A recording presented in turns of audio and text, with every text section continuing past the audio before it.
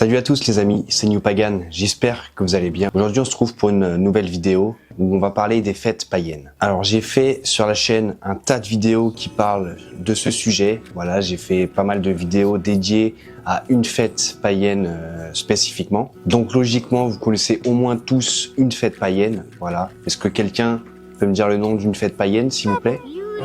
Oui. Ouais, ok. Bravo, super.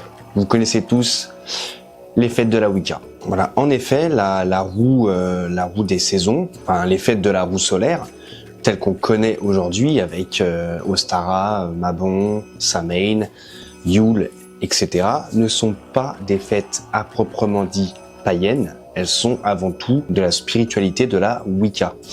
La Wicca s'est fortement inspirée du paganisme, notamment beaucoup du paganisme celtique. En fait, cette spiritualité n'est pas une spiritualité à proprement dit païenne. Elle a incorporé beaucoup de folklore celte, mais voilà, ça reste en fait une spiritualité néo-païenne, inspirée d'anciennes croyances païennes, mais c'est vraiment un mélange de tout en fait. Cette roue solaire, on y trouve aussi bien des fêtes celtiques que nordiques, que germaines, notamment Ostara qui est une fête germanique, Yule qui est une fête scandinave, et le reste ça va être des fêtes irlandaises ou gaéliques ou enfin voilà, c'est vraiment un regroupement de tout et de rien. Donc moi aussi pendant tout ce temps je me suis un peu fourvoyé, voilà, en célébrant toutes ces fêtes, chose que je ne regrette pas. Ça reste quand même des fêtes à la base païennes. Voilà, les Scandinaves fêtaient bien la Yule. Les Irlandais fêtaient bien la Samhain, les Gaulois fêtaient la fête de la Samonios, qui est aussi la fête de la Samin, et les Germains fêtaient Ostara. Donc voilà, c'est quand même des choses intéressantes à savoir, le nom de ces fêtes, ce qu'elles veulent dire, pourquoi on les fait, tout ça, tout ça. Maintenant, au jour d'aujourd'hui, j'ai pris la décision tout simplement d'arrêter de fêter ces fêtes-là, parce qu'elles ne sont pas réellement à sa trou en fait. On a choisi d'honorer la religion, la spiritualité à sa trou, ou alors la Satrou nous a choisi, et donc d'honorer les dieux, d'honorer les coutumes et traditions, par extension d'honorer et de fêter les fêtes de la Satrou. C'est pour ça qu'aujourd'hui, je ne dirais plus que je vais fêter la Samhain, que je vais fêter la Mabon, parce que ce ne sont pas des fêtes à Satrou, ce sont des fêtes dites celtiques en tout cas. Même si nous, en tant que Français, on peut se revendiquer celtes, nous sommes, en tout cas pour la plupart, nés sur ces terres de France qui sont historiquement et anciennement celtiques. Bref, nous avons choisi la Satrou et d'honorer les dieux scandinaves. Et je veux dire par là que même si certaines fêtes comme la Samhain va avoir son équivalent dans la Satrou, eh bien ce n'est pas déjà le même nom, mais ce n'est pas non plus les mêmes pratiques, ce n'est pas les mêmes cérémonies, on ne vise pas à honorer les mêmes dieux et les mêmes, je dirais, les mêmes remerciements de ce pourquoi on va remercier ce dieu. Les énergies sont sûrement les mêmes, les dieux auront sûrement les mêmes types d'énergie, mais il faut quand même bien faire la différence de la tradition. On ne mélange pas tout. Il faut garder un certain ordre. Alors ça peut faire peur, un peu tous ces mots un peu bizarres et très gutturales. Par exemple, Vetrabrot, Alphabrot, Disabrot. Là on a vraiment des mots qui nous font peur, qu'on ne sait même pas prononcer. Mais il suffit juste en fait de s'intéresser et de s'instruire. C'est de toute façon ce que notre spiritualité nous amène à faire au quotidien. À s'instruire et à emmagasiner de la connaissance. Alors si vous voulez connaître réellement les fêtes du Forncidr, donc de l'ancienne tradition de la Satrou, eh bien je vous invite tout simplement à vous documenter, et pour cela j'ai un bouquin que je peux vous conseiller, voilà, qui est très simple à lire, que je vous ai déjà présenté dans le passé. Il s'agit de L'Esprit du Nord. C'est un livre qui recueille beaucoup de connaissances sur la spiritualité nordique et qui se présente en plus de ça sous une forme de petit calendrier, on va dire. Par exemple, en ce moment nous sommes au mois d'octobre.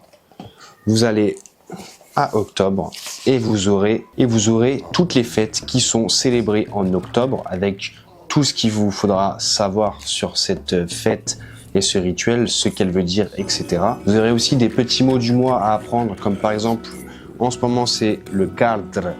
Le gardre, c'est l'invocation, le chant. Donc voilà, vous avez vraiment plein de choses intéressantes. Donc là, en octobre, on va célébrer la nuit de l'hiver, également appelée Vetrablot, donc le blot à la nuit de l'hiver. Vous avez aussi des divinités qui sont mises à l'honneur du mois. Enfin voilà, ce livre regorge vraiment d'énormément de connaissances pour ceux qui voudraient rentrer dans cette spiritualité mais qui n'y connaissent rien et qui ne savent pas par où commencer, où on leur dit de lire l'Eda, les machins, les bidules.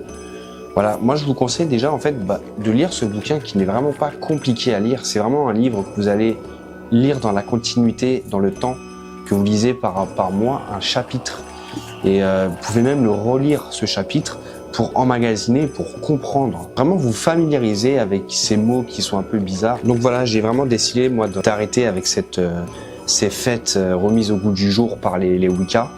J'ai rien contre les Wicca en soi, c'est juste que c'est une spiritualité un peu bancale entre paganisme et monothéisme en fait, avec des grosses notions politiques, de féminisme et de tout un tas de choses, voilà, avec toutes ces pseudo-sorcières. Voilà, c'est vraiment une chose avec laquelle j'ai du mal. C'est quelque chose de très stéréotypé qui n'a en fait rien à voir avec la spiritualité païenne. Là, ils empruntent par-ci par-là des petits rituels, des petits costumes. Mais voilà, leurs divinités ne sont pas des divinités païennes. Le dieu cornu et la déesse mère, je crois, je ne sais plus. Mais ils ont deux divinités, voilà, c'est l'homme et la femme en gros. Voilà, c'est pas une spiritualité qui me parle. Et donc, j'ai pas envie de suivre leur calendrier des fêtes qui, en fait, ont été piqués à droite à gauche dans d'autres spiritualités païennes. Donc voilà, j'ai vraiment envie de faire les choses dans l'ordre, dans la continuité de mon chemin qui est sur la Satrou. Et donc, je veux fêter les fêtes de la Satrou. Voilà. En soi, je n'ai rien contre les fêtes celtiques, car je le dis moi-même, je me revendique aussi étant descendant de Gaulois. Je suis né sur les terres gauloises.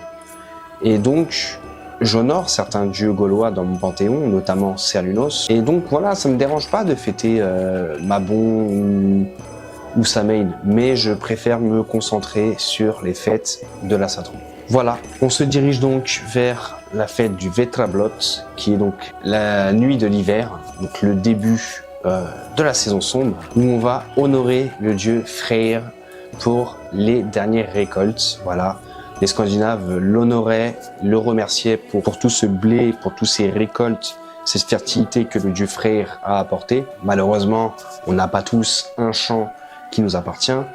Donc, on peut aussi remercier le dieu Freyr pour les récoltes, que ça soit pour l'argent qu'on a pu amasser tout au long du mois, pour le remercier d'avoir un travail tout simplement, de ne pas être à la rue, ou aussi de le remercier pour les récoltes spirituelles, pour toutes ces connaissances qu'on a engrangées, de tous ces bons souvenirs peut-être qui nous aideront à traverser la saison sombre. Donc voilà les amis, c'était New Pagan. Je vous souhaite à tous une bonne Vetrablot pour ceux qui le feront. Prenez soin de vous, prenez soin de la nature, que les dieux vous gardent et à la prochaine.